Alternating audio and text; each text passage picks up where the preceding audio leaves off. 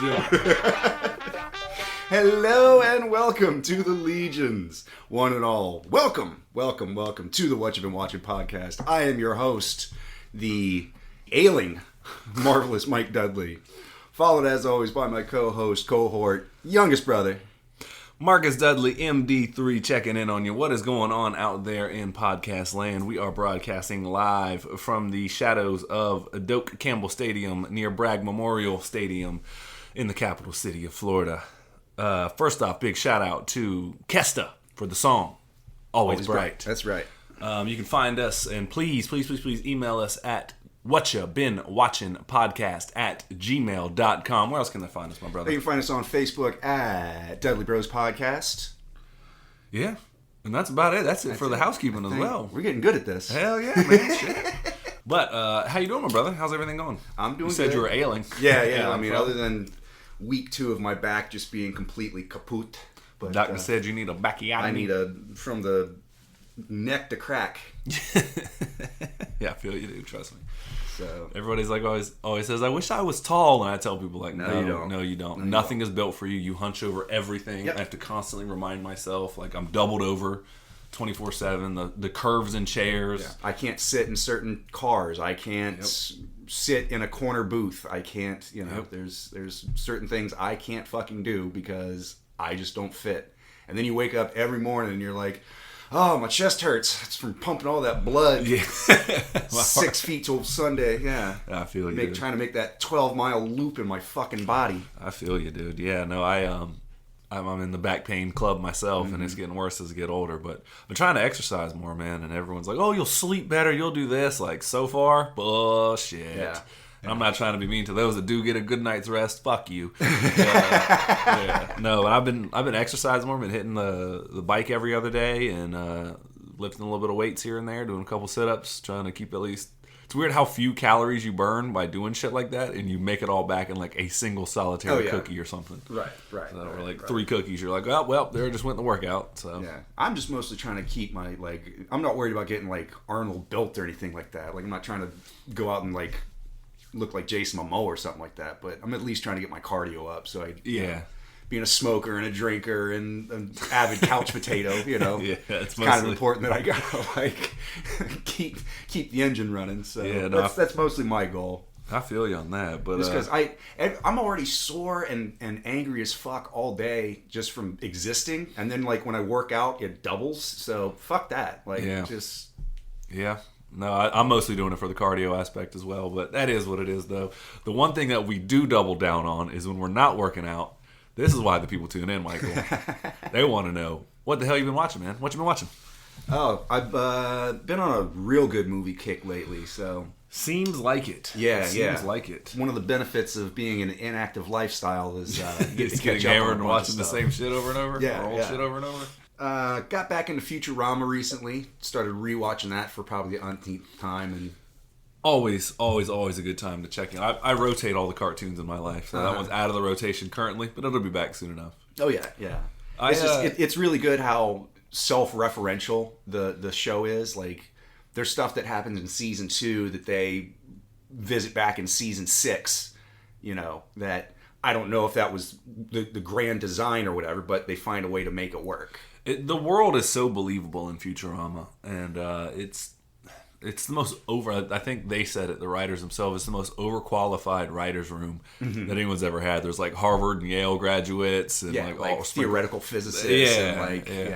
And they get the science right pretty often, not all the time, but there was somebody that did the deep dive on it, and I think what's his name? Like all the equations that they ever show on the Professor Farnsworth doing the equations on the board or for the black holes and stuff like that about balancing out on the Harlem Globetrotters episode. So they surprisingly get it pretty close. So it's always impressive. But do you think that the show took a dip in quality when it came back? Because I know they were on Fox and then it got canceled. Right, and then they brought it back, and then they canceled it Cartoon again. Network, and then it went to Hulu or something like that. No, it went straight to DVD for a little while. Oh, right, with the 2 movies. Yep, and then Comedy Central brought it back. Okay, it was 3 movies, and then Comedy Central brought it back for a little bit, and then now it's coming back to Hulu. So there's going to be more Futurama to come. But do you think it dipped in quality? Because I understood that the DVDs, like, you have to sell them as a DVD, so it had to be a through storyline. Sure. But if you separate those very loose threads, they're pretty much just 3 standalone episodes taped together. Yes. I really don't have a problem with the movies because, quite frankly, it's just more Futurama, and me too. That's fine.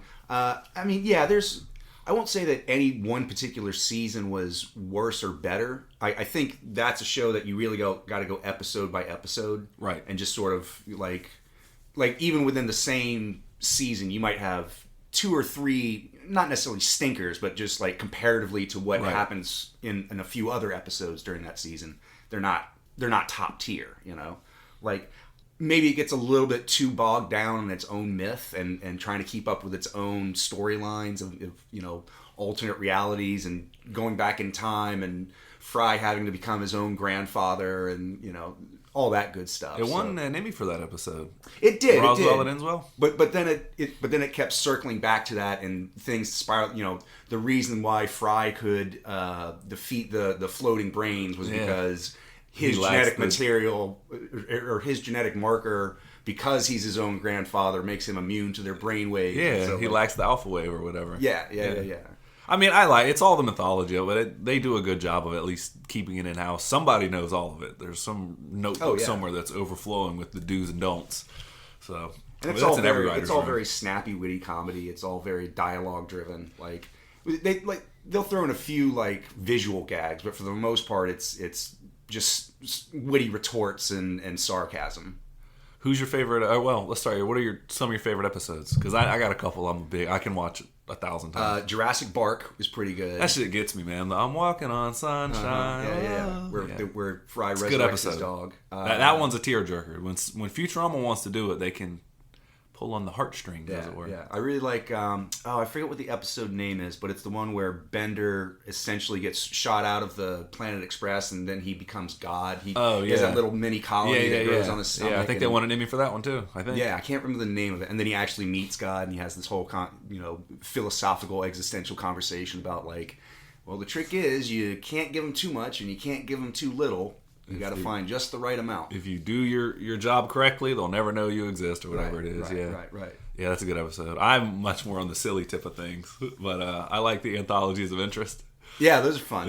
Yeah, where they just they'll Tales of Interest. You've seen it. You can't unwatch it. That's one of my favorite lines. Whoever that announcer is awesome. What was the one? I like the one where they go to the Antarctic and a Bender resets as a penguin. Yes. Yeah, that's a good one. Yeah. And then Leela ends up having to go on a killing spree because the penguins all unionize and form an army. They just start mating.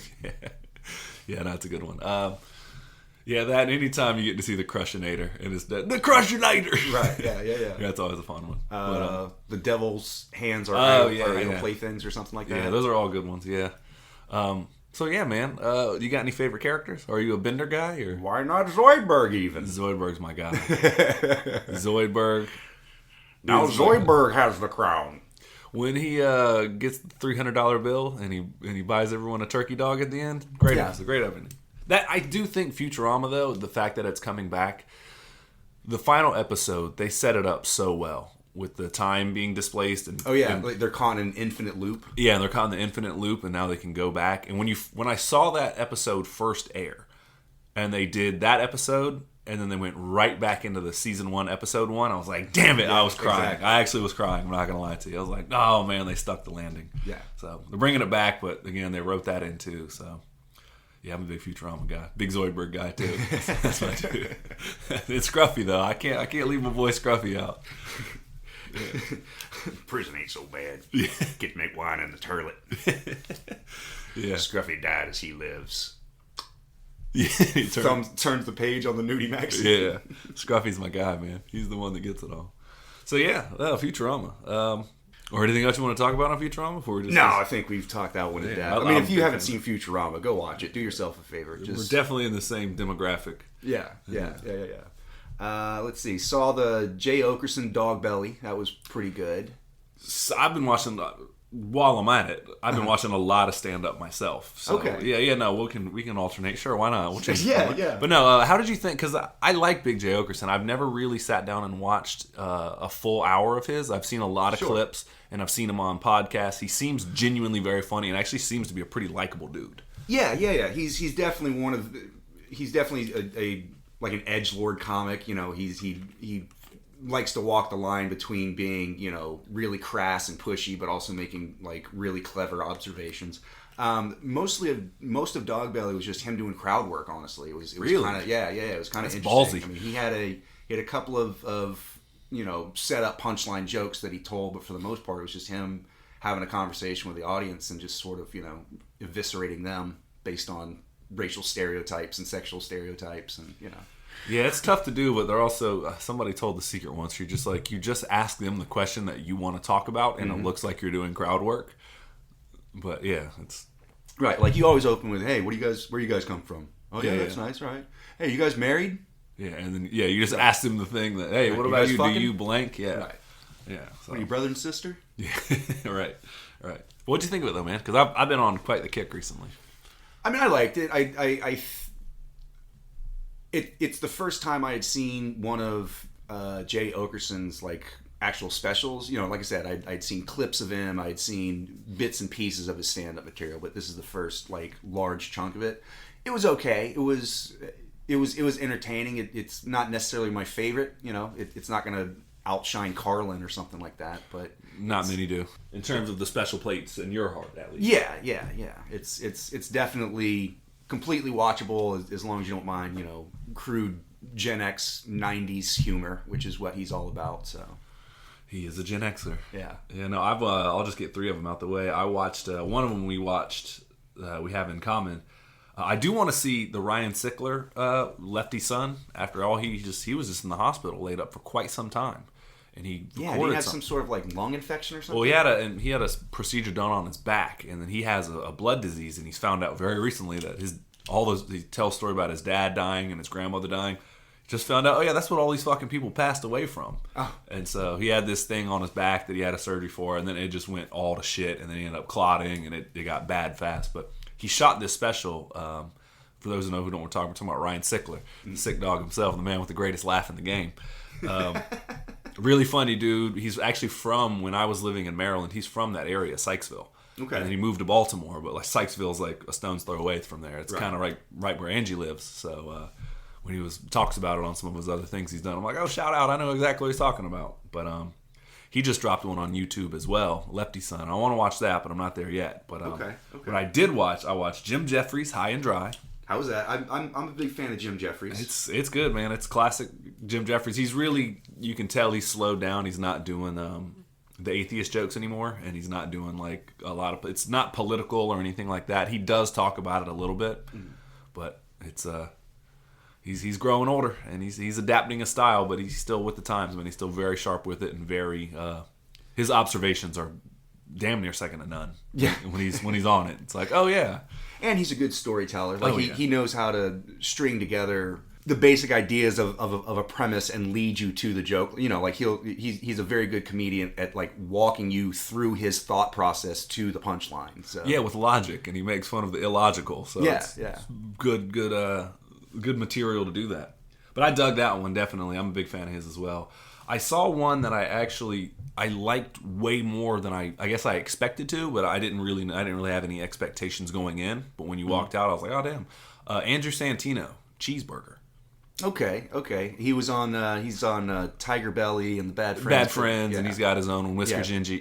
Whiskey Ginger, right? Yeah. I botched that first one, but whatever. No, he was really funny, man. I mean, I've always liked him and everything he does. He's also on the show Dave, but I fucking really enjoyed it. I recommend that one. That's where I know him from. Yeah, he's the redhead dude. The redheaded dude on Dave. Yeah. Duh. Okay. Yeah.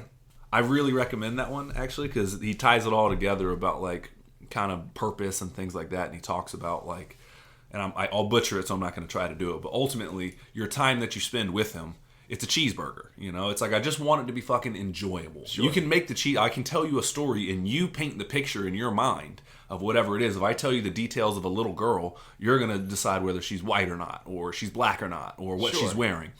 But so I'm giving you the cheeseburger. You're the one putting the ketchup, the mustard. If you get mad at me for the things that I say, remember, you built the cheeseburger too. Right.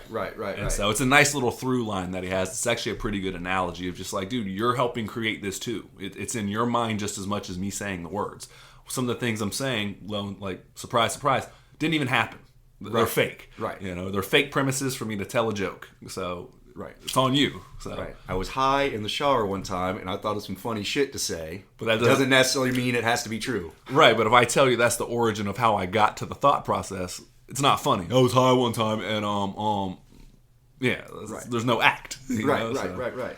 So it was a nice little through line he had there. And then to get to I saw Nick Kroll, Little Big Boy. Okay. I've never seen him do stand-up before. I know he came to Tallahassee a while ago, and some people I know went and said he had a great time. I just know him as his work on Big Mouth and like the millions of other shows and movies and voice work he's done. John Mulaney had a off-Broadway thing called Oh Hello. Oh Hello? Yeah. It was insanely popular when it was out. But they play two like geriatric old men. Like it's a 2-act character play, but it's them basically doing stand-up comedy to each other. Yeah. Yeah, and it's highly improvisational. And it was a massive success for quite some time. Yeah. I recommend that one too. It's just Nick Kroll. He does a lot of silly voices, and he's really fucking good at them. But it's very high energy, and he's very vulnerable in it. Let's just say. Okay. But the one we did watch, you watched and I watched, and I saved Nick Kroll for his business and comedic partner. Speaking of which, did you watch John Mulaney, Baby J, the new one? I did indeed, sir. What'd you think, man? It was really, really touching. Admittedly, I don't think it was his strongest outing, but I think it was his most honest outing. I think it was his best work. You think so? I do. Okay. It's something that, well, it's about his intervention and his time at rehab and stuff like that. He had a bad cocaine drinking Xanax problem. Right. Obviously, I'm not telling stories. He has a fucking special about it that's going to make him vastly even more wealthy than he is. But I loved it. Obviously, it's close to home for me. But I want to hear your thoughts on it. Like I said, I think it was a really, really good, thorough line to tell all the different stories and different angles, like using the common thread of my addiction recovery to sort of go off on tangents about, observational humor, but in a weird way, he's also a very good storyteller. There's a definite through line through his entire acts. He's not just it's not like he's doing Mitch Hedberg or something like that, where he's just going up and firing off random non jokes. sequiturs. Yeah.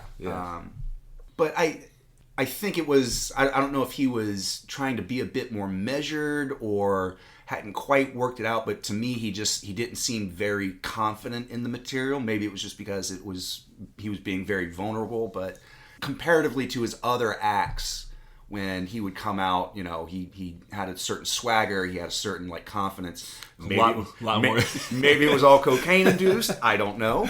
But yeah, it just seemed tonally just a little bit different. I think tonally it was intentional. But sure. The idea of the lack of confidence, though, I could not disagree more. I thought he said it very loud and very proud as to what was going on, and he pretty much said up front it's a new act today, and right. yes, his voice is still the same. Yes, a lot of his delivery is still the same, but in terms of tone, him just bearing his soul, I like people that can bear their soul and go, hey, look at this. Here's all the messy parts. Look at that. Right. Look at that. Look at all that dirt. Look at all the messy bits of it all. I really respect the shit out of that. And the fact that he tells a story about buying a Rolex watch just because he made his accountant cut him off from his own money so he didn't spend it on drugs, and so he found a workaround because he still had an active credit card. He's like, well, how do I turn this to cash? He goes and buys a $25,000 Rolex, pawns it immediately, and for what would he say, $5,000 or something like that? Or he said it was a $12,000 Rolex, and he got $6,000 for it. Right. Yeah, $6,000 for it. And he's like, yeah, that was. And at the end of it, he goes, remember, that's just one story I was willing to tell you. Right. And through that process, he does something that I notice addicts do and alcoholics do, is we just lie about dumb shit. he tells this whole story to the guy he's pawning it to about like, oh, I've had this watch for many years and it was my father. You don't need to tell that lie at all. Like there's no bearing on the outcome of you know his I goal want was to sell you the watch and get money for the watch. Yeah. End of conversation. Yeah, how'd you get this watch? I bought it. I don't want it. Or somebody gave it to me. I don't want it. That's the end of it. Yeah. But he goes to this elaborate tale in which he's trying to like weave two things to be true at once, and then the one person says one thing that's untrue, and he's like, "Ha!" And the fact that during the intervention, he does one thing that all addicts and alcoholics do during confrontation, is that the intervention specialist is there, and he thinks that if he can point out her flaws loud enough, then it'll convince the room that like she's not qualified to be here, and he doesn't need to go to rehab. And that's what I did time and time again during any confrontation. Somebody would be like, "No, you are doing X," and I'm like, "Well, you did X in the past, so right?" So it justifies. It's complete illogical nonsense. And I don't think I can turn this crowd against her. Exactly. It means I don't have to go. And he's like, "Did you even do a study on me?" "Yeah, they said you were nice." And so there's a lot of little things that I don't think people would pick up on as to how humorous it is unless you've truly been through it. And yes, it is funny in his presentation, but there's a lot of little things that you're like, "Holy shit, yeah, you're one of us, man." Like, for sure. You lie about dumb shit. You're an egomaniac with a fucking inferiority complex, like all of it. Your need for attention, all these things. I'm like, check all those boxes. I feel you. Marcus, don't give away the full recipe. I know, bro. right? I know. You're giving out all 11 herbs and spices, bro. The Colonel Team 6 rolls through. Oh, man. What'd you say about my chicken? Right. So, yeah, I think I appreciate it when it hits close to home, but I appreciate somebody that can go like, let's clear the air real quick. And I'm sure the people that were there at the intervention, like Seth Meyers and Nick Kroll and all them, are like, it wasn't as funny being there for 2 hours. Yeah, so the fact that you can laugh about it. Yeah, but that's the point of comedy, and especially comedians, is to like take dark material and dark thoughts and like all the icky stuff that we all deal with and kind of shine a light on it and go like, yeah, but see, it's not that scary, right? Like, yeah. So I thoroughly dug it, man. I actually watched it twice because I watched it once by myself, and then I was like, "Hey, Angie, let's watch something." I think she enjoyed it too. Then you got a fake laugh at all the parts you know are coming up. No, I just appreciate it more. I have done that in the past before, not with Angie, but I've definitely done that in the past. Did you see that? No. Oh my God, I can't believe he did that. Yeah. I was supposed to be at work one day, and I just got drunk and watched a movie, and then somebody that I was with was like, "Oh, let's go see that movie." And they didn't need to know that I was skipping work and getting drunk to go watch a movie.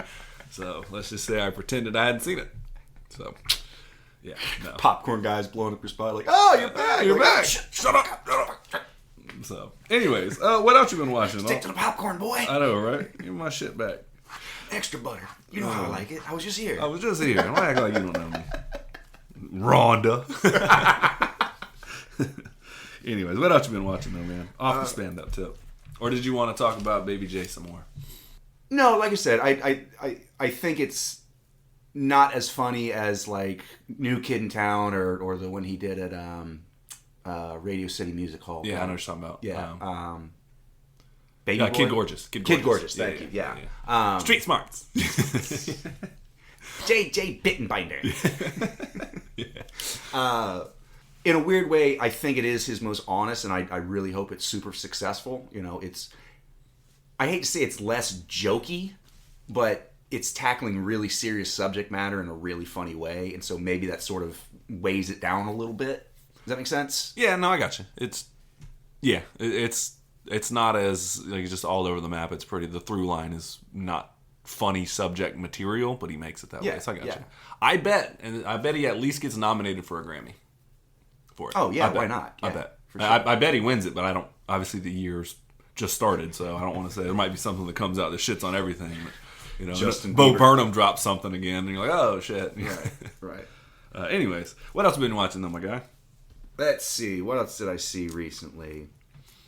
I was on a weird went over to my lovely Liz's house to watch, just to hang out, and she was watching Steel Magnolias, and it was like 5 minutes into it, and I was like, oh, you know what movie I haven't seen in a long time? Steel Magnolias. You know what movie I'm about to watch because I'm here? Steel Magnolias. Yeah. Come in and just jack the remote. We ain't watching this shit. Yeah, that'd be a dick move. Don't do it. No, don't do that. No. I haven't seen that movie in a long time. You know what? I hadn't either, and not that I forgot that it was a good movie. I forgot how good that movie is. Like, that is a really, really, really well shot piece of cinema, and like there's no bad characters in it. Like Dolly Parton is always affable and fantastic, yes. and Sally Field is like swinging for like all the emotional ranges. Like, I mean, she does everything in this movie. Julia Roberts is, you know, always cute and quirky and fantastic, but also like her before she overstayed her welcome with me. Oh, really? Yeah. I'm not a big Julia Roberts fan, though. Oh, what was the turning point? I don't know. Where was the heel turn? I guess it was just, I never was that big of a fan of her, and then all I was told was how awesome she was, and I was like, she's all right.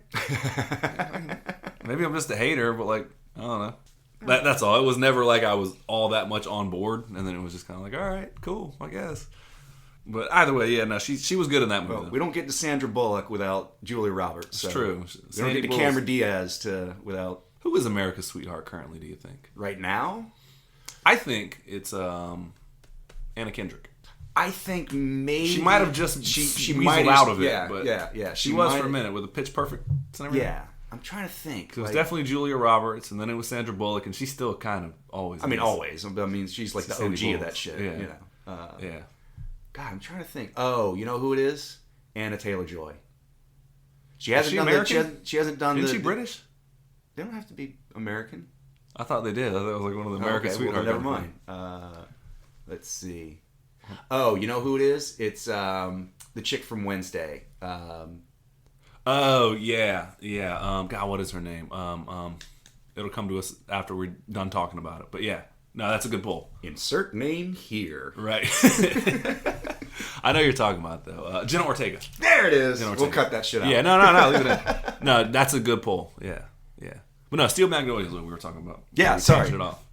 But like not just really well acted, but like really well shot. Like there's not a single wasted frame in that entire movie, and it all looks gorgeous. Really captures the essence and the beauty of the South. You know, like the dogwood trees and the Spanish moss, and like captures the culture and sort of the how do I put this? The idea that in essence women in the South sort of run everything, and sort of the whole world like inevitably revolves around them just because of, you know, the maybe sort of outdated chivalry or sense of like nobility or sense of like, you know, protecting your women and letting them be the center of the household or whatever. Yeah.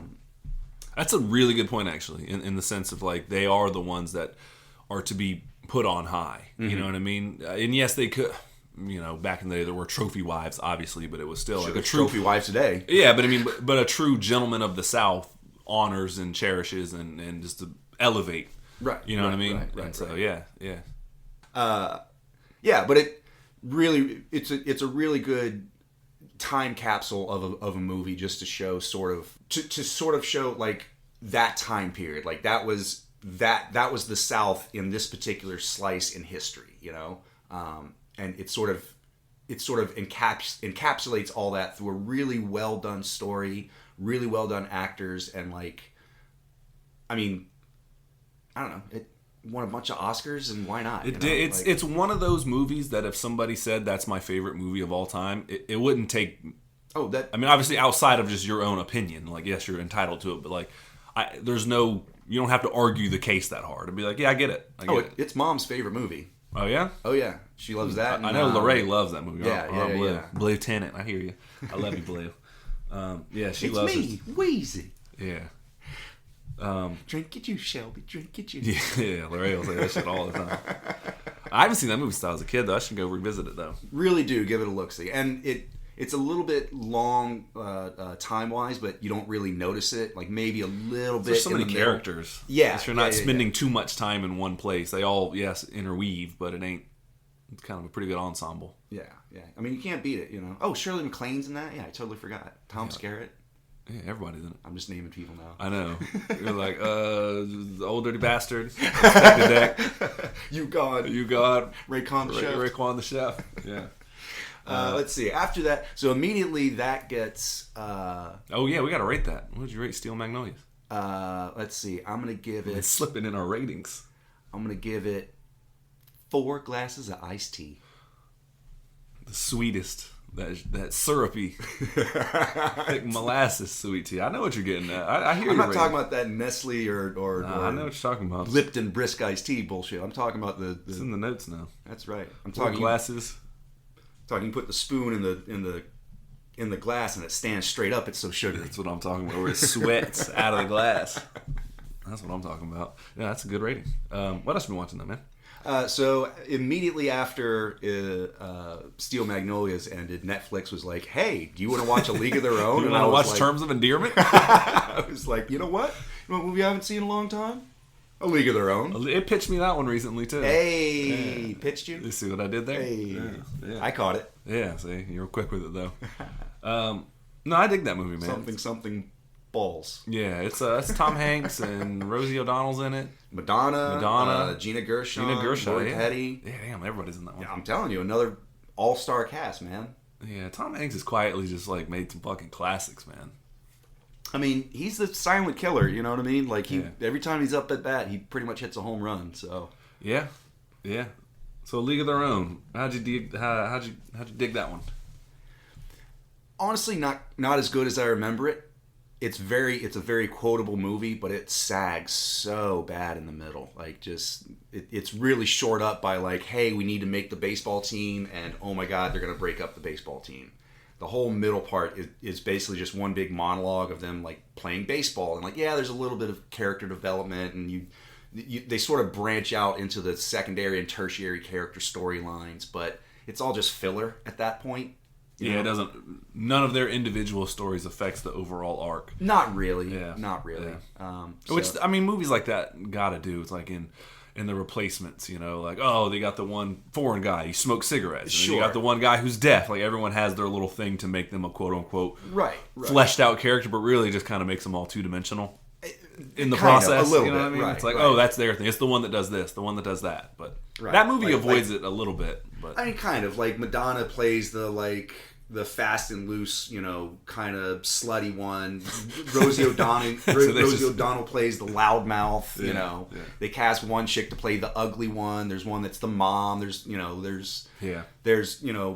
between the two sisters, the Lori Petty and the Gina Davis roles, you know, there's the pretty one and the athletic one and the smart one and the, you know, homely one and the one that wants to be married and the one that just wants to play baseball. So, like... And then there's Michelle Rodriguez type. Which, I don't know. Yeah. Do you remember Rosie O'Donnell was a force to be reckoned with? Oh, back in the day. Oh, dude, she had HBO specials, stand-ups. Her show was fucking crazy popular. She was the hot ticket in town. Yeah. Yeah, and then she put on like a teddy or like a dominatrix suit in Exit Eden or whatever. Oh, that was way before her show and all that. Yeah. Exit to Eden was like 93, 92, something like that. But that was like a Kathy Bates moment. Some people were like, yo, don't do that ever again. And some people were like, do your thing, Rosie. Be sexy. Lizzo with it. Whatever. Lizzo'd it. Hey, man. Look, Lizzo was happy as shit. I can't say Lizzo was happy as shit. You know what? I mean, more power to you. I'm saying, you know. Hey, do your thing. I encourage all women to dress as sexy and provocatively as they dare feel comfortable with. Like, do you, is what Michael's saying. Go ahead. I'm gonna be looking. I'm gonna keep my hands to myself, and I'm gonna be looking. It's like, I don't be saying shit. Where's she leave? I'll be talking again. Bro, I looked her right in her ocular cavities, and I said, bitch. But you said bitch, though. Well, yeah. But okay. Oh, man. That's 3 references for you. Back to back. And no, we're not telling you where they're from because we don't play that game. We're not done. We're done with that. No, I dug that movie though, man. A League of Their Own. I just haven't seen it in a very long time. Once again, admittedly, between the two, if you're gonna watch Steel Magnolias or A League of Their Own, Steel Magnolias. Yeah. I'm with you. The other one's fun. It's just like I said, the whole middle is kind of unnecessary. It's just, hey, these are our baseball adventures, and aren't we having fun, and girl power, and woo. And then they pick up the plot line in like the beginning of the third act, where you're like, oh, we're splitting up the girls, we're splitting up the teams, and then we're going to shut the league down. And they're like, what? We got to fight to save our team. Battle for fourth place. That's right. Yeah. What would you rate it? Oh, man, I'm going to give it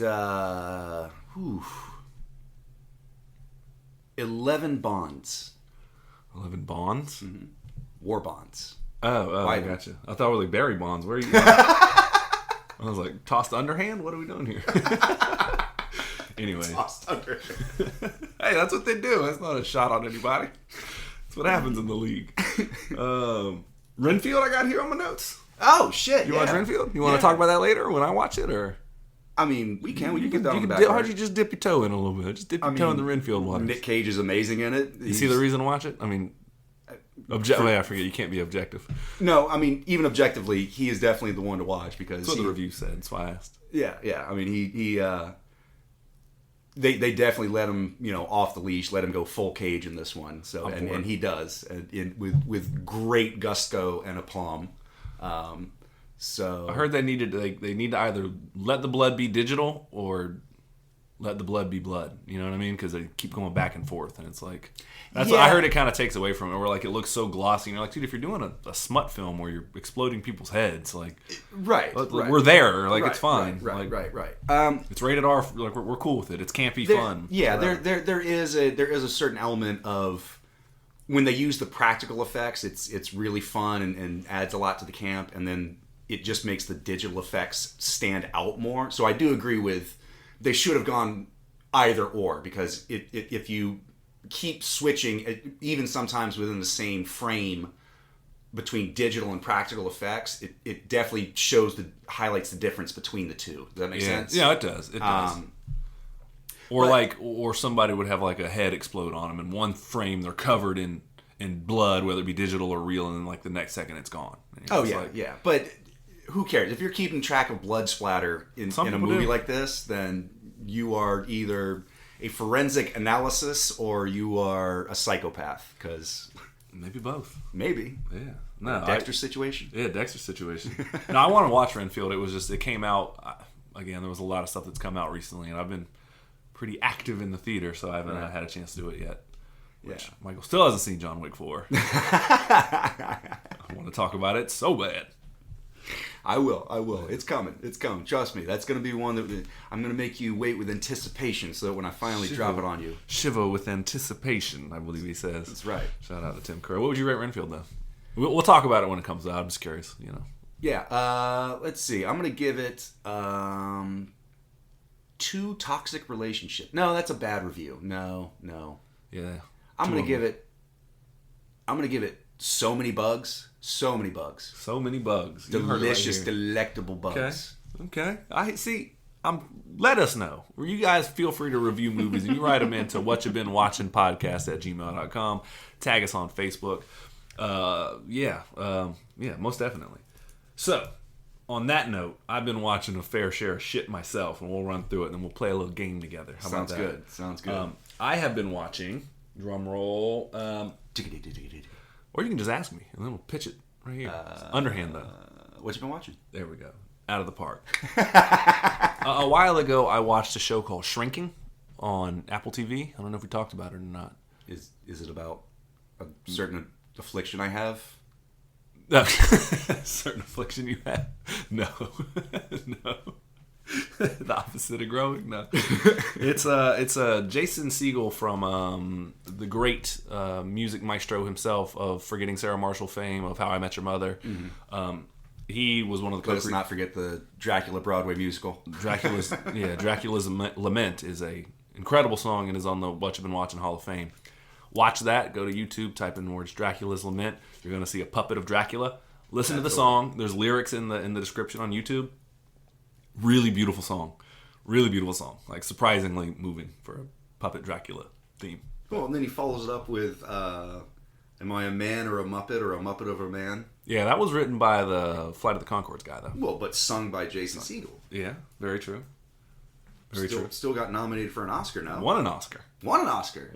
Well, goddamn, right? Yeah. So, but yeah, no, Shrinking. It is about a psychiatrist or a mental health professional, whatever, that is going through a grieving process. Mm-hmm. His wife died. He has a daughter, and he just is off. He can't now get his shit together. Episode 1 is pretty much just him having prostitutes over at the house while he does drugs with them. Nice. And his neighbor has pretty much been raising his daughter in the meantime. And it's been a year or two since his wife died.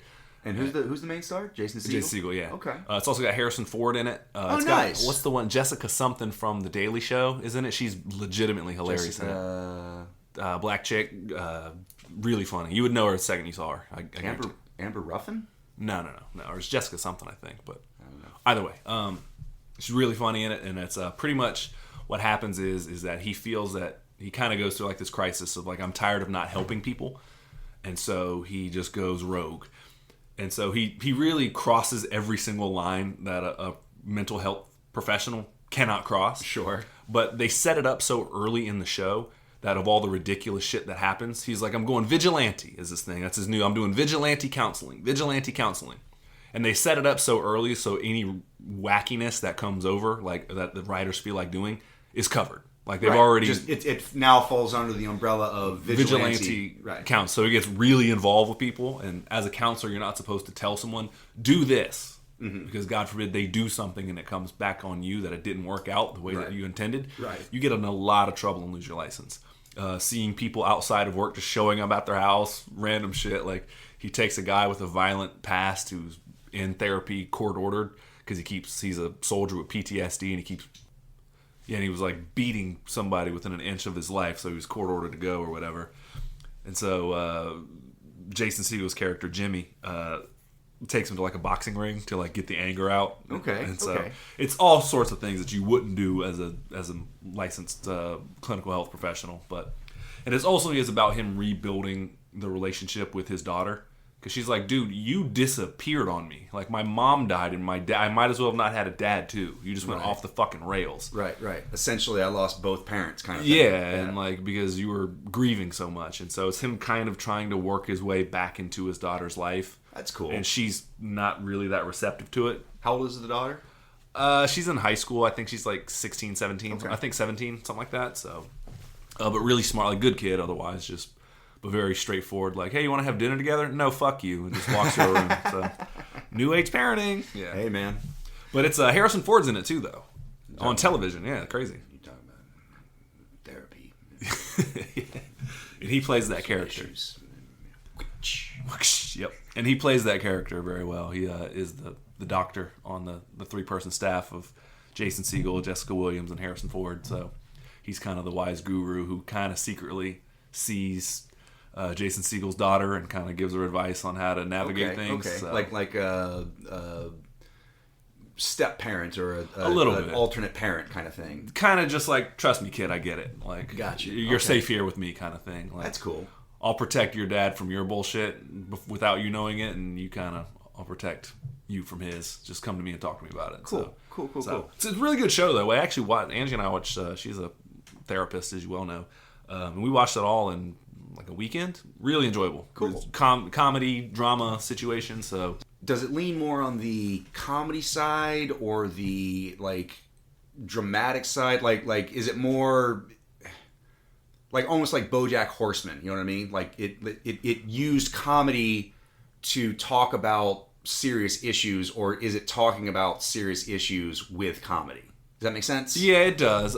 It's not as deep as BoJack, but it very much so in the same vein. That's a good pull, actually. Not as when it gets as dark, it's not as dark. It's more emotional. Oh yeah, BoJack went real dark. Yeah, BoJack gets pretty heavy hitting, but in the same vein though. It's pretty funny throughout. You can be a moment away from the heartstrings being tugged, and some episodes are much more of that than others, and some are much more like lighthearted and kind of like, hey, we're silly in this world too, and let me solve your real problems via humor, and the comedic premise to do so. Okay, cool. I would give it one nice leather couch to sit on, but it's not the one that's like the old school ones where you can turn and kind of lay on them. It's not quite. It's the uncomfortable leather couch. Not quite. You can't quite lay out, but you can't quite find the right seat. Exactly. Okay. Yeah, that's the rating. See, you can tell we've both been in therapy. Right. Right. It's almost there, but like in the moment you're really getting comfortable, you're like, it's not quite where I want. That's what I would give it. I always love the first time you walk into a therapist's office and they're like, just take a seat anywhere. And you're like, I see one big ass comfy chair, one kind of fucked up looking couch, and a wooden chair. I want to sit where the computer is so I can make the notes. That's what I want to see. Let me make the notes on this whole thing. We're doing the interview now. Yeah, we're doing the interview now. Other than that, I watched... I was on a little bit of an Always Sunny kick like I always am, but I watched Mythic Quest, Raven's Banquet on Apple TV as well. That's the Rob McElhenney, Charlie Day, and Megan Gans, I think, created it. Okay. It's about, ultimately, Rob McElhenney's character, Ian, not Ian, Ian. He's a fucking egomaniac, and he creates the world's... He's the creative mind behind the world's greatest massive multiplayer online role-playing game. Oh, so like World of Warcraft? Yeah, okay. But it's called Mythic Quest, and then this season 1 is Raven's Banquet. So... He loves long TV names. The creator of Always Sunny, It's Always Sunny in Philadelphia, and Mythic Quest, Raven's Banquet. So it's pretty good though, and it's an entirely different kind of humor from It's Always Sunny. Where they're just depraved people. This one tells a little bit more of a cohesive story. There's overarching themes that go through each season. There's only 2 seasons out, and I watched the first one. I was a little bit in and out of it, but it was there enough. The parts that are funny are pretty fucking funny. Rickety Cricket's in it. David Hornsby has a good character. Nice. Good. He's the executive producer of the game. And he kind of plays... He's the executive producer of the game, so he kind of is the middleman between Rob McElhenney's character. As the developer. As the lead, like, I am the idea man. Right, and you will... Right. And the Gary Gygax of it all. Pretty much. And then there's a lead developer. I forget what her name is. It's an Australian chick. Golly... I saw that.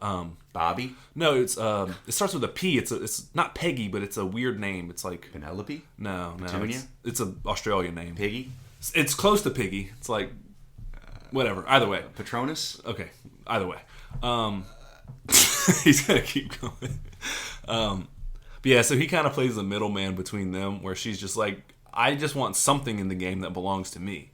And so his ego kind of gets shattered a lot because he needs to learn to relinquish control. Sure. Okay. They're going after influencers, and all influencers to like their game, and influencers are like 13-year-old kids. So he's like accommodating to these douchebag like online personas. You know what I want? Cigarettes and porn mags. Pretty much. I think his name is Pootie Shoe or something like Pootie that. Shoe. He's like, Pootie Shoe here, all my Pootie cuties and LBGTQ cutie pooties. Wow.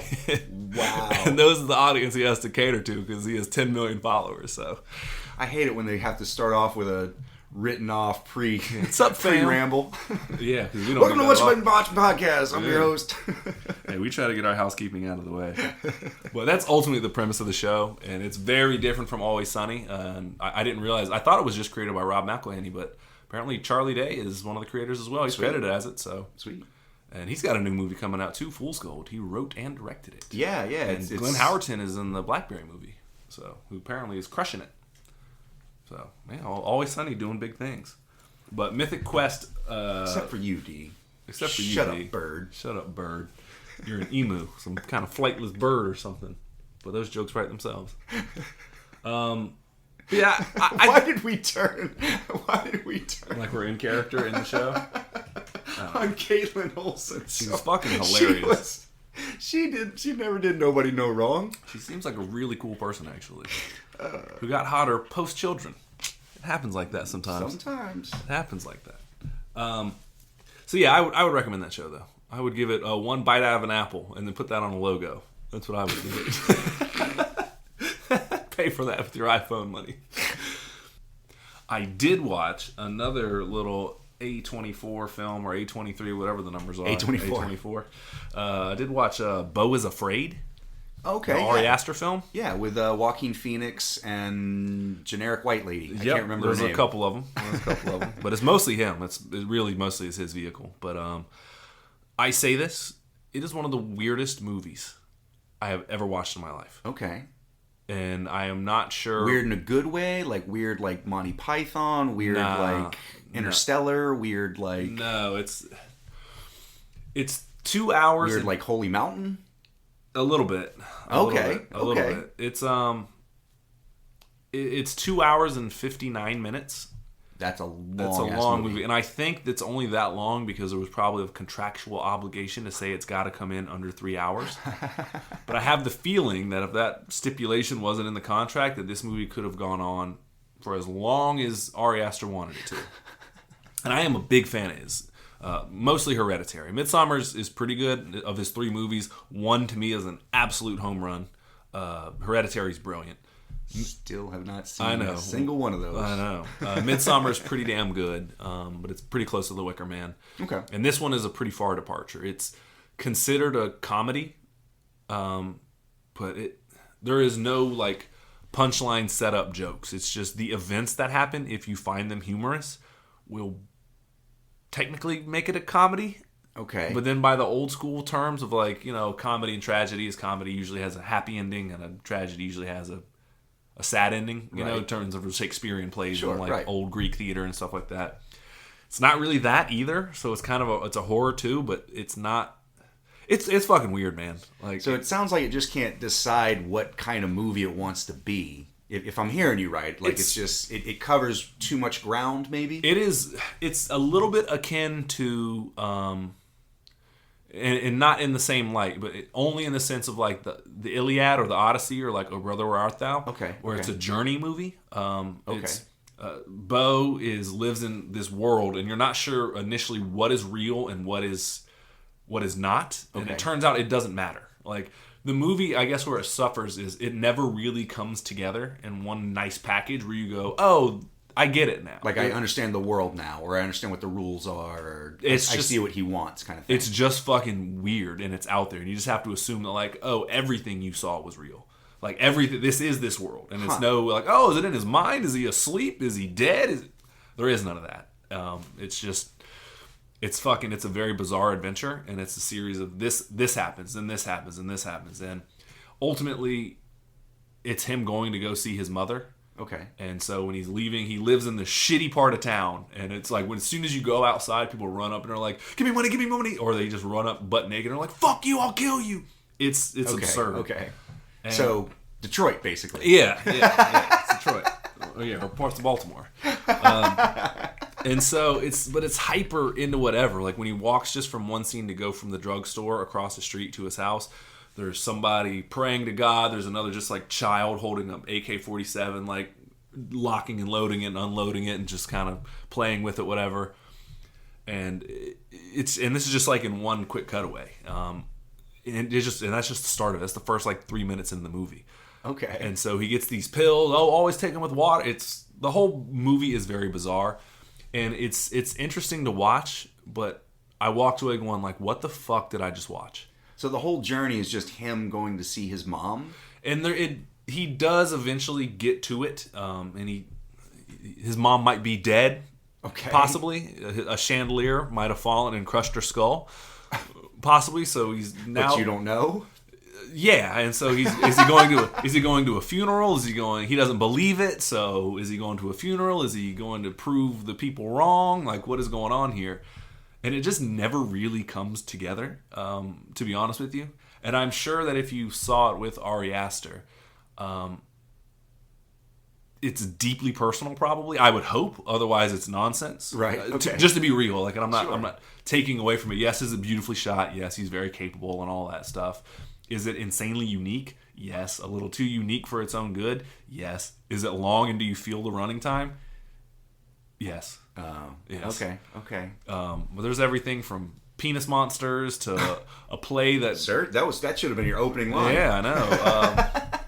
And there's So, I don't know if I can recommend it. I mean, just to be honest, to the casual moviegoer, you will not like it. Okay. If you're half, maybe I should, maybe I shouldn't. If you're a film buff and you are interested in seeing something that you've never seen before for the sake of it, I would recommend you watch it once, but I think you will have your fill of it after once. I didn't have an immediate, yearning to go back and watch it and go like, I have to piece it together and see what it all means. It was just like, what the fuck did I just watch? It's not like The Room or something like that. Yeah, for real. It's not. It's like, I have to understand this movie. Yeah, and it's not a. It's so no rewatchability. No, I don't think so. I would maybe watch it if it was somebody I was watching it with first time. Okay. Be like if you were like, hey, let's watch it. Fuck it, let's do it. I'd probably watch it again with you. But like, there's no merit for me to like. I might go online to be like, what the hell was that movie about after the commentary comes out or something, but it's really confusing, and there's no like, oh, it all comes together now and it all makes sense.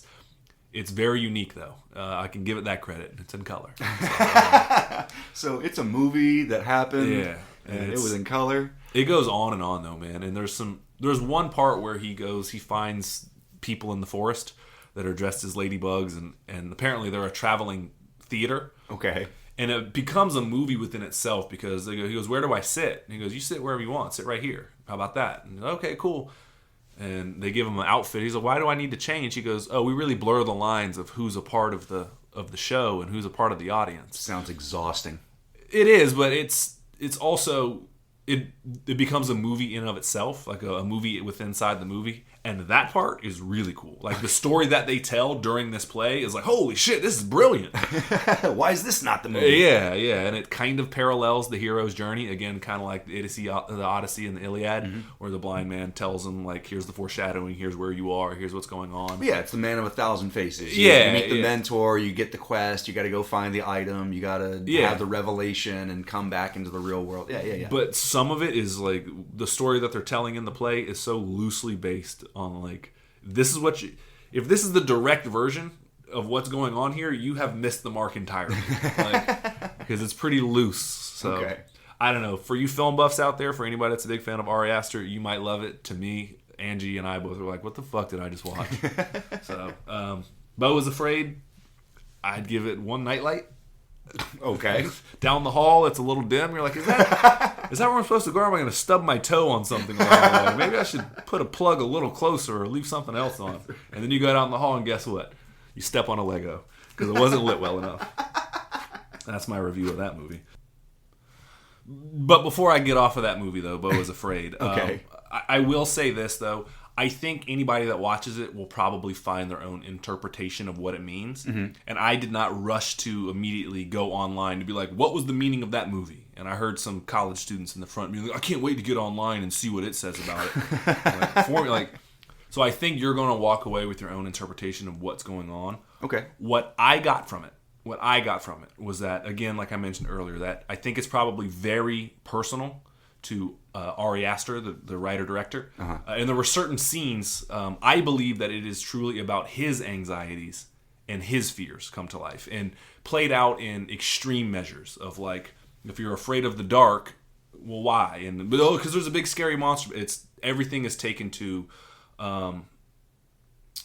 like almost an extreme, but an absurdity as well, but also an imaginative nightmare kind of scenario. Everything is dialed up to 11. So it's in your interpretation, it's like Ari Aster is working through his own, not necessarily traumas, but just innate fears, anxieties. I believe. Yeah. Like the irrational and the rational.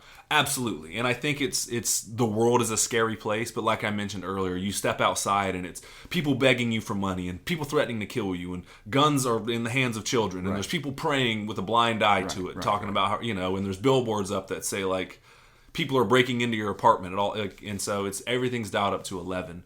And there are some scenes that I truly related to. There's a scene where he's talking to somebody on the phone, and he's like, just tell me what you want me to do. And they hang up, and he's like, no, but like, I want to make it right. Right, yeah. And there's little scenes in the movie that I relate to on a level that are like, holy shit, did you write this for me? And so I think everyone might get something out of it. So I say it might merit a watch, but I don't think there's no connective thread that you're going to walk away with being like, oh man. And if it does connect to you in all the ways, and you're like, this scene was about this to me, and this scene was about this to me. Sure. And, there's a lot of... one of the issues in there is sex and the connection thereof, and performance anxieties and things of that nature, and the fear of this. And so I think, again, a lot of it will be very, if you can view it through whatever lens you choose to look through it, is what you're going to find out of the movie. But there's no thread, there's no bow at the end that goes, hey, see what I did there? No bow at the end that goes, hey, and this is what I was telling you. It doesn't ever really all come together. So it's just, there's relatable scenes, but there's no, like, big lesson or something at the end. I think it's what you make it of it, yes. Okay. Yes. Okay. So intentionally so? Like, do you think that's what he was going for? I think so. And it's one of those things where, like, I think if you were to sit in a room with him and be like, what were you trying to tell me here? And if it's something deep, then awesome. Then cool. I didn't see it that way. Or if it's I just thought it was funny to do this, it'd be like okay, it'd be kind of a letdown. So okay. But again, but it could go either way. It could go either way. So I mean, there are some funny parts, but I wouldn't call it a comedy. I only laughed out loud twice. Okay. And one scene is actually pretty fucking funny. But okay. Yeah, But yeah, again, check it out. Let us know your own interpretation of it. Write us at whatyou'beenwatchingpodcast@gmail.com. Use the subject, Bo is afraid. My thoughts, my feelings, however else you want to tag in there. Or hit us up on facebook.com/Dudley Bros Podcast. So yeah, you want to take a quick break? Yeah, man. What's our sponsor? Night Bright. Night Lights? Night Lights, Brights, Fights.com. We'll be right back. And welcome back from our sponsor, Night Bright Fight, Bright Nights Fight.com, for all your fighting at night needs. Man, anyways, we're going to play a little game real quick with y'all. I was listening to something, and somebody was talking about the 7 wonders of the world, and why are they the 7 wonders? What about their architecture makes them so unique that this gets the pass? Why is it the Eiffel Tower and the Panama Canal and things of that? These 7 mechanical wonders. Are you talking about the modern war? Not the modern classic war, yes. Either one. Okay. You pick. Okay. But what is it that makes them that? And so, ultimately, the game that we're going to play with you is there is a new creature, whether it be somebody from a time capsule or an alien or something like that, shows up. And they ask you to show you the 7 wonders of the cinematic world. Okay. And so what does that mean exactly? So this is somebody who, let's say, like, has never seen a movie in their life. And you must find the 7 films that incorporate all the artistry, all the emotion, all the comedy, all the action, all the things that make the art of cinema so appealing to us as humans. Of moving pictures, as it were. And so, for example, if you were to do it with basketball, what you wouldn't want to do is you wouldn't just want to front load your team with centers. You don't want to be like, I got Shaq and Kareem and this and that. And Yao Ming. Because it's the same thing. So, for example, if it's video games, you wouldn't want to say Halo and GoldenEye and Red Faction and Modern Warfare 2. You're kind of getting the same genre. Or you don't want to do like it's Mortal Kombat and Street Fighter and Guilty Gear and whatever. Right. Yeah, no. So you want to try to show the variety of these 7 wonders, because you can't just do I dig that, yeah. Otherwise it becomes a Mount Rushmore of what are your top 4, or what are the 4 comedies. Now are you asking like in terms of my favorite films, or like what films do I think? What would you show? This, it doesn't have to be your favorite. If something is so widely regarded as a cinematic masterpiece, even if it's not for you, for example, like Godzilla could be on someone's list. Okay. In terms of it tells the story, the storytelling of cinema might be like, oh wow, this is one that should go. That you can understand the human condition more, or you can understand the joy of artistry of why we love motion pictures so much via these 7 wonders. Gotcha. And so that's what it is. And you don't want 2 other games to be the same. Like you could put, ultimately, if you really wanted to, if you really felt vehemently about it, check that bingo card. Vehemently? How do I say it? Vehemently about it? Vehemently? Yeah, vehemently. Bahamut. You could put Hip Hop Anonymous. You could put like Indiana Jones and Star Wars. If you really felt that were strong enough contenders. But they're close enough to where you might not need to at that point. Right. I understand. Like in terms of action adventure. Like it's not too far away from Pirates of the Caribbean. Maybe there's a distinction between one is more fantasy and one is more sci-fi. But it's still action adventure. Sure. Right. So, that being said, I want to ask you, Michael, I think you want to come up with some together as opposed to a separate list? We can throw in some honorable mentions as well. Let's come up with a definitive list. Okay, I'm going to get one out the way here. And I think you already know what I'm going at because you see the look in my eyes. And you know I'm sitting forward in my chair and I get passionate about this movie. It's Pat. It is Pat. The movie. Which, thank you for watching. I hope y'all enjoyed that episode because it was for you. I hope you enjoyed the episode because I fucking hated that movie. In the 78 minutes. Yeah. Jesus Christ. But no, I was going to say The Matrix. That was the very first movie when you made this proposition that popped in my head was The Matrix. Again, we're showing this to somebody not of this reality of whatever. Why do you enjoy cinematic so much?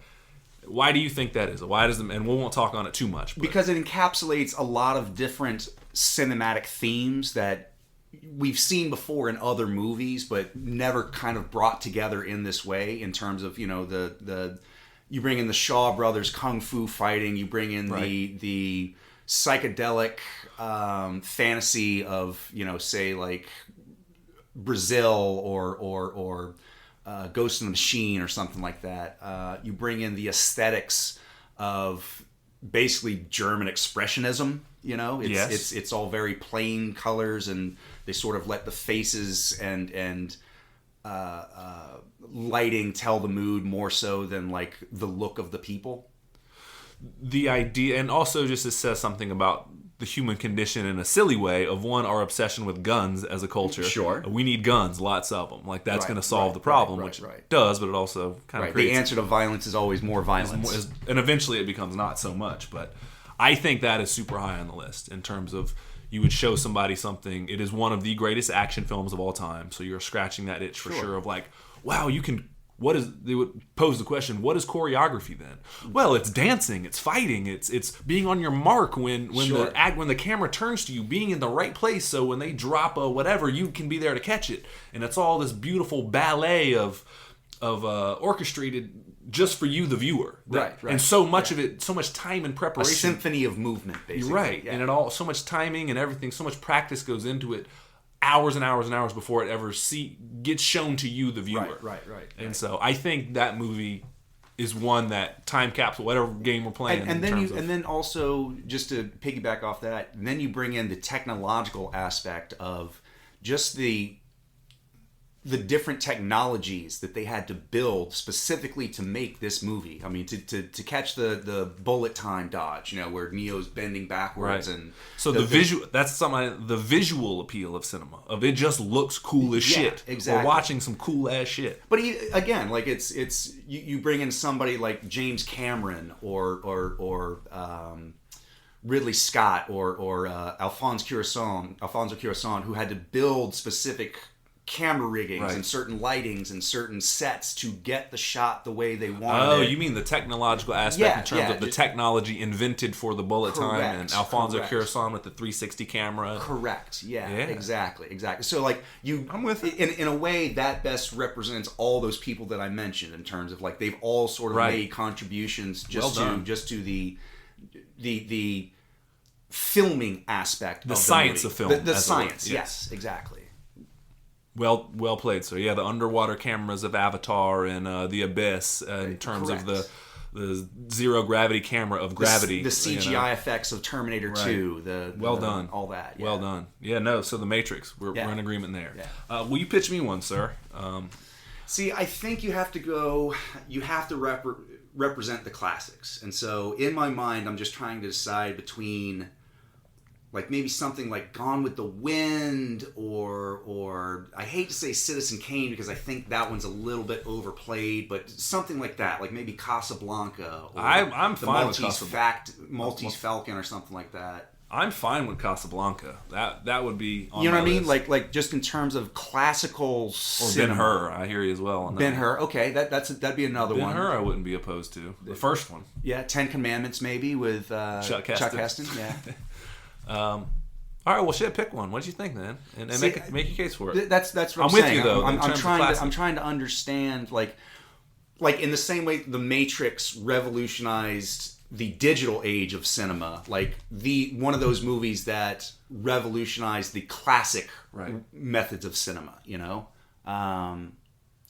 Honestly, I'm kind of torn between the Ten Commandments and also maybe Gone with the Wind, but I think I'm trying to decide if those are too cliched. You know what I mean? Like maybe there's a better representation. I'm just going with what's popular. I mean, no, but here's the thing, though, man. This is what everybody forgets. Popular shit is popular for a reason. It's good. It's catchy. It's viewable. It's, you know what I mean? Like, the singles off of an album are a single for a reason. Like, yo, this might be your strongest lead on the album. So to hate on it just because it's popular is detrimental. This person has no idea of the popularity of these films. You're just showing them the wonders of cinema. So. Okay. I think I figured out which one it is. I think I know what I'm going to go to. Take me there. The Wizard of Oz. The Wizard of Oz. Well... I think that done. Is... No, that is the answer. Yeah. I think of all the classic cinema, traditional classic, glitz and glam Hollywood, I think that one was the perfect peak of storytelling and characters and memorability in terms of, like, it's a classic movie. I mean, it's shown all over the world all the time, The practical effects of the Scarecrow, like just the looking like he has a bag on his head and the Tin Man and all that is fucking brilliant. For whatever it is, the flying monkeys and the way that they shot that movie to capture this fantasy realm that had never been seen before. And of course, like that leads, of course, into like Willy Wonka and all these others. That's sort of. You're right. That does scratch that itch of the Willy Wonka and the childhood adventure things. Like the Goonies, that kind of thing. I think that might be it. I think Wizard of Oz might have to be one of the top 7 wonders. So I'm with you. I think it's a phenomenal answer. Okay. I think it's a phenomenal answer. I'm very good at this game. No, I like it. I want to talk about something next, though. So far we got The Matrix and The Wizard of Oz. Mm-hmm. Now, there's 2 ways I could take this next one. And ultimately, what are movies about? Escapism. Sure. Right? It's a form of escape. Right, fantasy. Right. Take me out of this world and transport me somewhere else. And sometimes, yes, we need something to suspend our disbelief on, which we have things like The Matrix. But other times, we just want silly shit that is irreverent as hell, right? Okay, sure. And that is, to me, it's a major part of why I go to the movies. Now, if we're talking irreverence, and that aspect, we go to laugh, yes, so it's not necessarily a comedy, but one of the greatest, just sit back and just enjoy the ride, you got to start thinking of things like, on a lesser note, like Dumb and Dumber would be one of just being silly, but I'm not saying that one. Hear me out, though. Okay. What my pitch is either a Mel Brooks film, like History of the World. Okay. Or what I think the answer is Monty Python and the Search for the Holy Grail. In terms of it is so silly, and you just need to represent that of British, not just British comedy, but one of arguably the funniest films of all time. I would agree with you, except for I think that Meaning of Life is a better representation of the Monty Python sketch comedy sort of humor. Like, Meaning of Life is more like the TV show than Holy Grail is. Does that make sense? No, it is, but Holy Grail is still equally a series of sketches loosely tied together for the quest for the Grail. I personally, this is just me, I personally think, like, if you I said pick one of these movies to watch, and it's Meaning of Life or Holy Grail, I'm taking Meaning of Life because it's so fucking funny. Right. But in terms of what I would showcase, I think it's Holy Grail. Okay. But you understand why I'm getting at it, though, in terms of like the sheer absurdity of this movie. And you can go absurdity in a lot of ways. Some people go like, the premise of this is ridiculous. But in terms of just silliness, of like, I had so many worries, and I'll just, for the next 90 minutes, I just get to watch people be children. Right. And it silly, is a wonder of cinema. Yeah. Watching grown men cross-dress and I can understand speaking that. silly voices. Yeah, yeah. Dumb and Dumber is another one. You're like, throw it on. Dewey Cox, Step Brothers to me. It's just like, I get to watch silliness and just be a part of it and lose myself in it and not be so fucking serious for the next 90 minutes. Right. The whole world doesn't have to be serious for however long this movie is. I understand that. I think that's an important aspect to represent. I'm trying to think. We're just on semantics now at this point. Yeah. At this point, I'm just trying to think if there's something that might be a better representation of that. I think Monty Python is a real. And again, you could choose between Meaning of Life, Holy Grail, Life of Brian. Like any one of those could substitute. History of the World, Spaceballs. One of the maybe not Spaceballs. Yeah. But you know what I mean, though. Like Mel Brooks is equally as absurd. Sure. Yeah. Or like a Charlie Chaplin, you know what I mean? I was just going to say, the kid even though pulls at the heartstrings a little too much. I do love a good Buster Keaton movie. You know what I mean? Just pratfalls and silliness. I mean, even maybe one of the Three Stooges. I don't know. I don't know. I think you're getting all that with Holy Grail, though. Sure. Okay. The path tracks in terms of like this leads to this, which leads to Holy Grail. I could buy that. Again, I might finagle and say I think that Meaning of Life is a better representation, but we can leave that. But in terms of what we're looking for in the aspect of the wonder of cinema, maybe The Jerk is somewhere in there, but it's still in the same vein though. Yeah. It's all that we're at this point. It's you pick your movie, but hey, this movie shows this aspect of cinema, and I think I'm gonna put Holy Grail. I think to represent the comedy and hilarity and just absurdist aspect of movies, it needs to have like physical comedy, it needs to have very dialogue driven comedy, it needs to have some sort of factor of all of those, you know, like pratfalls meets, you know, snappy dialogue meets sardonic humor meets a little bit of darkness meets you know, a little bit of cutesy wah wah wee wah, you know. Yeah, no, I'm with it. So Holy Grail? Holy Grail / Meaning of Life, sure. Okay. Yeah, I'm with it. Holy Grail, Meaning of Life, one of those. I'm fine with that. All right, cool. So we got our first three wonders down. Now, where do we go? Where do we pivot to next?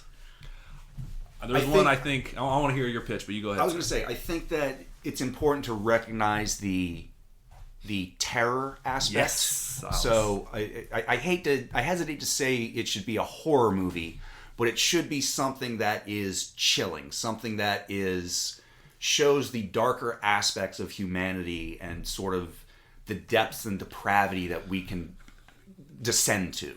Yeah. My vote in terms, and I think we should not just we're just picking the best of each genre. We're trying to avoid that. We're trying to show why these genres work and what does it, in our aspects of it. Why does this genre work so much? Why do horror movies work so well? Mm-hmm. I think Silence of the Lambs would be up there. In terms but the problem is with that is, well, in terms of performance, yeah, you would want to show that too, though. Right. I mean, that's a pretty hard one to beat in terms of the artistry of performances. Yeah, fucking Best Picture, yeah. But not that, but also you would have Was that Brian Denny? I think so, yeah. Okay. Yeah. The director? Yeah. But I mean, Anthony Hopkins, yeah, so that's a whole different thing. We're talking about horror for now. For Silence of the Lambs, you would have to understand the human condition a lot in order to understand it, and that's a good segue into that. Although, I think The Exorcist is the answer for what we're looking for. I would say maybe something akin to like Schindler's List, which I haven't seen, but I hear is terrifying. So, like I said, like maybe not necessarily a horror, but just something that shows the evil within. So it doesn't. I do like the idea of Silence of the Lambs. I think that's a strong contender. Because it's terrifying, and also it does open up the questions of the human condition, and also you get to scratch the box of like, well, who are these people that do these? It is a good in terms of performance, and not just that, but like the performance aspect of being like. Jodie Foster won an Oscar. Uh-huh. Hopkins, obviously, we're on a last name basis, but Hopkins won an Oscar. Me and Tony Hops. Me and old T Hops.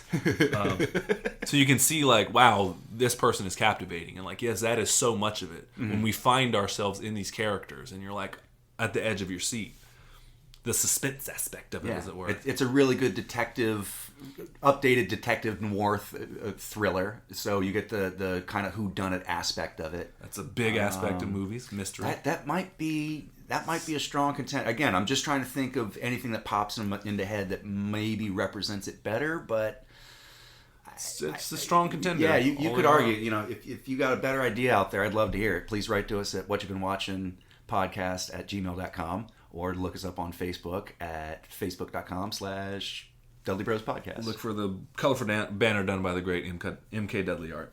So, I think Silence of the Lambs is the answer. Yeah, I think that might be because it gets into the gore aspect too. Sometimes we get grossed out. We get squeamish and we look away. So I'm fine. I think it's a great answer. That's fine. Yeah. Silence of the Lambs. Hello, this is our Teddy. fourth wonder of the cinematic world. 3 down. 3 more. 3 more. I'm thinking we got to scratch the love bug, man. We got some of these movies. Some of the wonders is you go and you find a real connection amongst these characters. And I don't mean like a rom-com. Yes, they serve that purpose.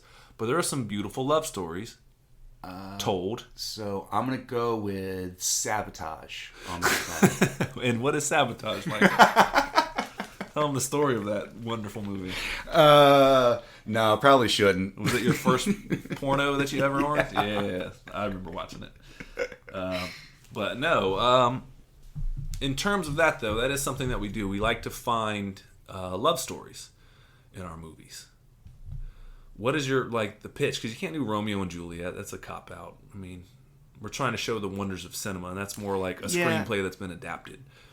And I think, Casablanca is high on the list, too, even though it's a love story, but it kind of still has a weird ending. Agreed. It's about a club owner named Rick. You're not aware. It's pretty famous. You might have seen it. Yeah. Admittedly, I'm not so much. I definitely don't think a rom-com, unless there's like a really super spectacular rom-com out there that I can't think of. I think. Just of love, ultimately. Love is such a. Just taking a date to a movie is a huge part. Yeah.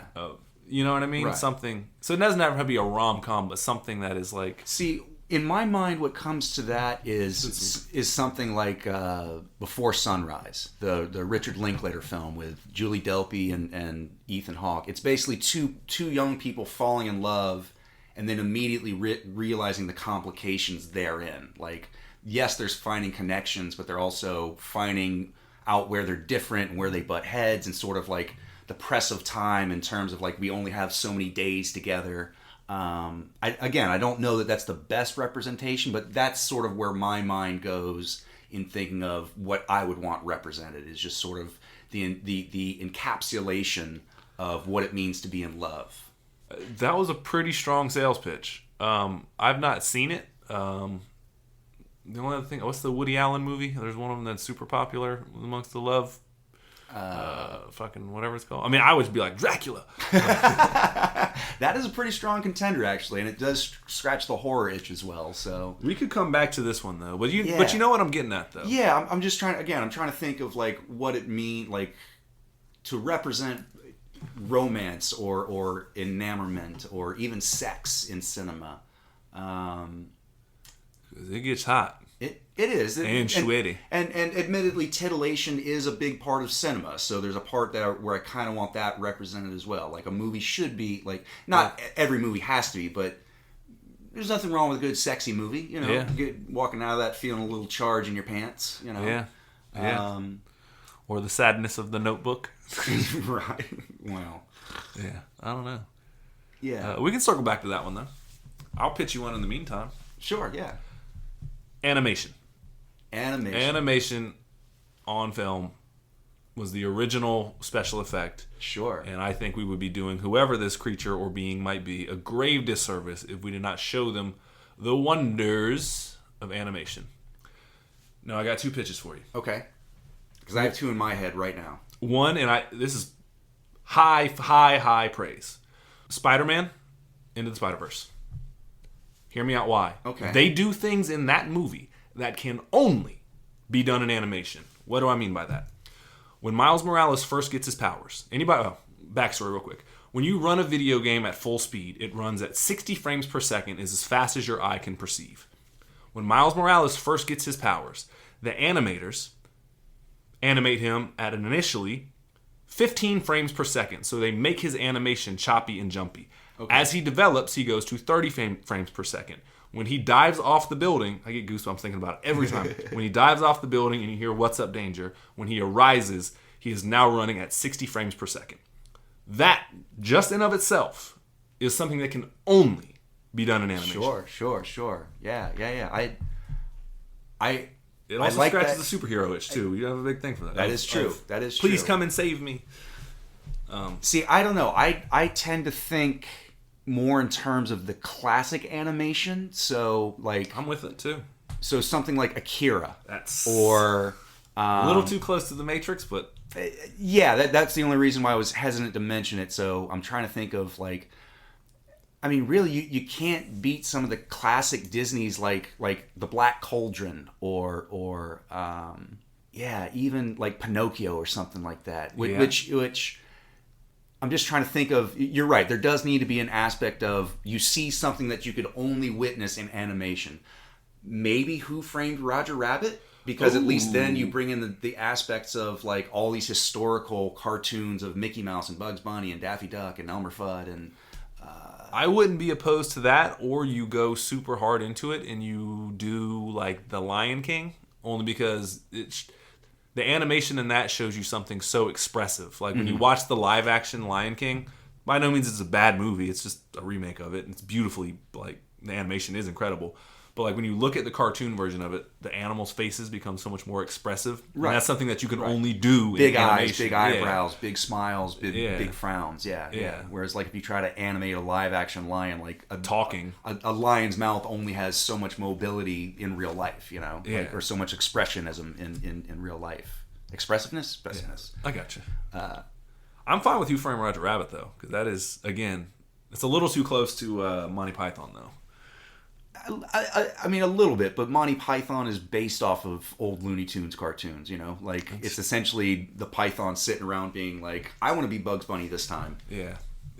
No, I'm with it, though. I think animation has got to be represented. I'd be fine with Up, because that scratches the love story as well. There you go. That's another Up would be one that's like, hey, man, this is... Is that the best? I mean, in terms of CGI, yeah, maybe. That's a tough one to beat. I'd be fine with it, though. I mean, one of the classics. You just pitch me one. I think they need to be included on the list, truly. Cause it's, at this point, I'm haggling in my head over which one. The point we're making, I think, has been made, though, in terms of the wonders of animation and how it's like the comic book medium.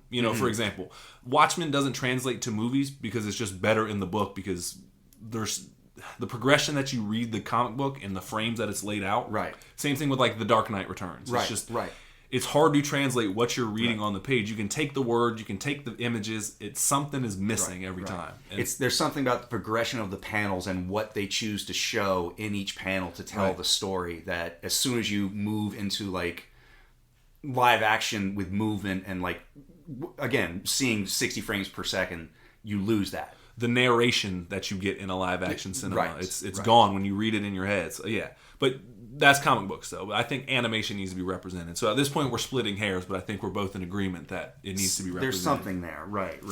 I don't necessarily think it should be Into the Spider-Verse. I think Akira hits a little bit too close to the Matrix. I mean, at this point, I'm just trying to decide which classic Disney is the best representation of. I don't know, maybe like The Little Mermaid or something like that. I'd be fine with the whole underwater kingdom. I'd be fine with that.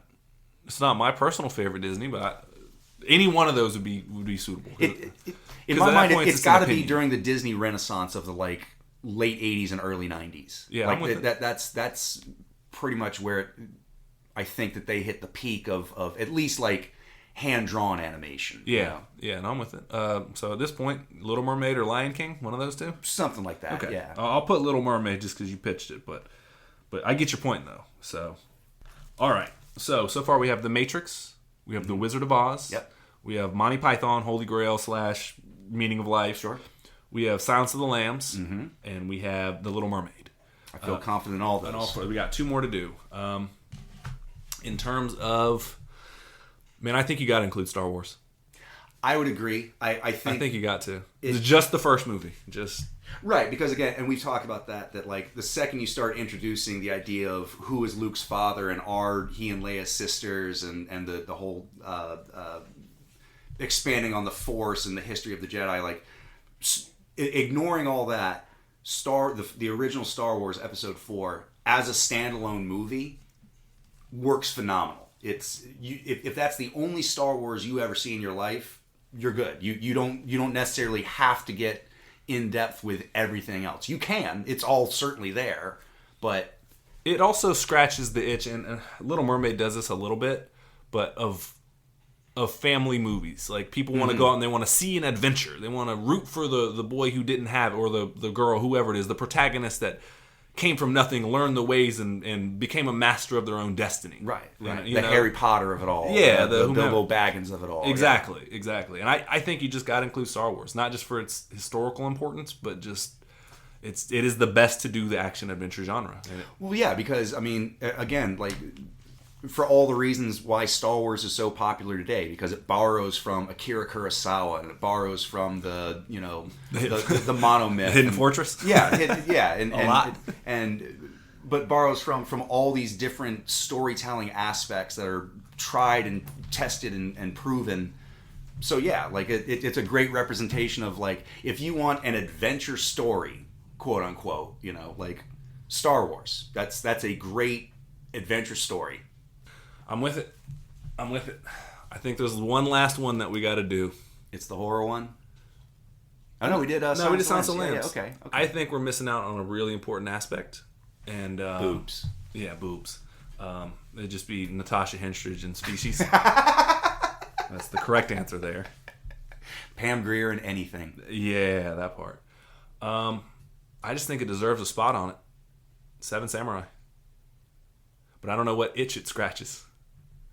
See, again, that's, to me, I think that Star Wars scratches that itch at least in a much more accessible sense. Like, Seven Samurai is a little bit of a long watch. It's a little bit slower paced, and I think that Star Wars does not everything, but most things at least at a more consumable rate than Seven Samurai does. Does that make sense? Yeah, like, no, I got essentially you. they're both stories of the hero's journey, right? But it's just an ensemble cast in Seven Samurai. Yeah, I mean, again, but I think you definitely don't get to Star Wars without Seven Samurai. Without Kurosawa in general. Right. So it is worth mentioning. But I think that, again, I was thinking of the Western itch, but like, what does a Western bring? Like, isolation and man's ability to... Really, Westerns, really what they're about is man versus environment. Is really what it is. Yeah, or man versus himself. An expansion, right. It's... Can man conquer? It's philosophically is as we're expanding to the West and we're depraved of resources and things like that. Can we conquer that and they just symbolize it with bad guys and other things like that. But that's really what it's about, is expansion. Yeah, well, and it's sort of like what happens when you're living on the edge. Like what happens when the rules don't necessarily always apply, or like you're forced to just make your own and. Because nobody's coming for you, or the help isn't necessarily readily available, kind of thing. So, like, what lengths are you willing to go to in order to forge your own identity? So we write down kiss, kiss, bang, bang. That's that. And that's the end of it, right? Highlander. If we're ending on a comedic note. What are you talking about? Oh, the greatest movie of all time? Greatest movie of all time. If you make a pitch real quick, I might write it down. It won Infinity Oscars. It did. I don't know. I got you. No, just in terms of what are we missing, though, Matrix is ultimately, to boil it down to, action, sense of wonderment, visually stunning. Yeah. Wizard of Oz. The technology. The Wizard of Oz, same thing. The practical effects, things of that nature. Sense of old-timey film coming together into the modern world. Monty Python is the escapism of it all. They're like, oh man, I just want to turn my brain off. Yeah. Silence of the Lambs is the suspense, the being so engaged with something that you must know how this all unfolds. Well, and also the terror aspect of exploring the evil of man and the depravity of what's in the human soul. So. Right. Little Mermaid also scratches the animation for the exact same reason. Yeah. Little Mermaid is the animation, but we forgot an important aspect of that movie as well: the musical aspect, man. Oh yeah, the music is a huge part of cinema. Yeah, for it was sure. one of the first things was song and dance movies. For sure. Yeah. And Star Wars Episode 4 in the sense of adventure. Yeah. Other than that, man, I think we just need a romance movie in terms of. We like to be moved. We like to see people connect. When we're rooting for a hero or not just hero, when we're rooting for a set of people to get out of their own way, it's a beautiful thing. Like, how many relationships have been the root cause of every movie in terms of what does the protagonist want? Right. It wants X, and X isn't another person. Or they want to find the sense of belonging. And it tells so much about the human element. So at this point... Yeah, I'm just trying to think of what best represents that. Yeah. I would say maybe Before Sunrise. I'm fine with that. I mean, but I feel like I'm missing something out. Probably some low-hanging fruit. Princess Bride. Oh shit. It's a little close to Star Wars. Also a great romance. I mean, yeah, that's a little close to Star Wars for me. Okay. I think we've hit on it though. I think it might be Before Sunrise. I'm sure there's something we can revise this, but for now, I think it's a pretty strong list. I think Cannibal Holocaust is a pretty good love story. It really gets to the heart of women. Yeah. Nom. Oh, the only other thing you could replace. That was a great joke. Oh, I'm sorry, I stepped on it. Cannibal Holocaust really gets to the heart of women. Nom. Oh, I got you now. Yeah. That was a callback too. I stepped on your joke. I'm sorry. I was gonna say I'm gonna cut it all out anyway. The only thing that could replace Silence of the Lambs really is Jaws as well. Ooh, yeah. Silence of the Lambs / Jaws. But it's still kind of the same itch though. Other than that though, I think we're gonna put Before Sunset in for now. Maybe that's the one I feel the least strongly about. So that could definitely be ousted if at 3:00 in the morning I sit bolt upright in bed and go, oh my god, it has to be blah blah blah. Yeah, but I think our reasonings for putting it on is we're finding something like that we just can't find. Or there might be something we might revisit this list in about 6 months and see if we still feel the same way about it. But please, this is actually a fun exercise to do. Make your list of the 7 wonders of the world of cinema, and please write us in at whatyou'beenwatchingpodcast@gmail.com.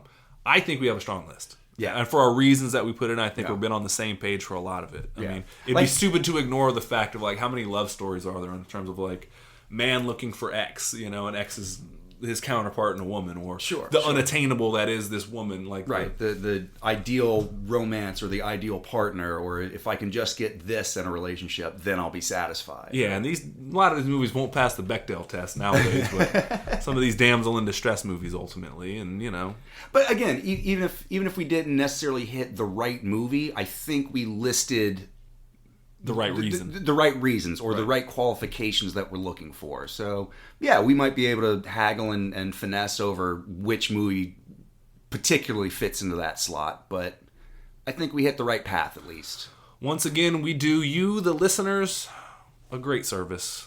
A great service. Putting in work. This list is almost definitive. We'll let you know when it's there, we're about 90% there. That's all I got, man. Hit us with a sign out. I'm good, brother. I appreciate your time as always. Thank you all very much for listening. For the marvelous Mike Dudley, this is MD3 signing out. Go watch a movie. And talk about it with somebody that you love. It's definitely Highlander.